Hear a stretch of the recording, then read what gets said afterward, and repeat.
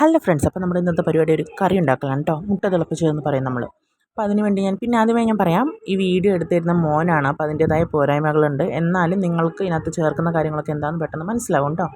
ഞാൻ സവാളയും തക്കാളിയും ഈ വെളുത്തുള്ളിയും ഇഞ്ചിയും എല്ലാം കൂടി ഇട്ട് നല്ലോണം നന്നായിട്ട് വഴറ്റി നന്നായിട്ട് വഴണ്ട് വന്നതിന് ശേഷം അതിനകത്തേക്ക് മുളക് പൊടി, ആവശ്യത്തിന് മുളക് പൊടി, മഞ്ഞൾപ്പൊടി, ഒരു നുള്ളു മല്ലിപ്പൊടി ഇത്തിരി കൂടിയാലും കുഴപ്പമൊന്നുമില്ല, അതൊക്കെ ഒരാൾക്കൊരു ടേസ്റ്റാണ്.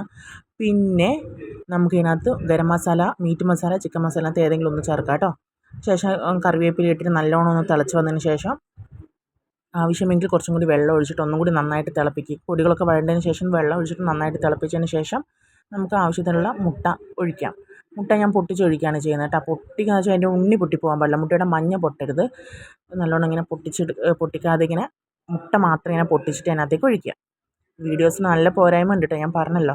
അപ്പോൾ ഇതാണ് കേട്ടോ നമ്മുടെ കറി.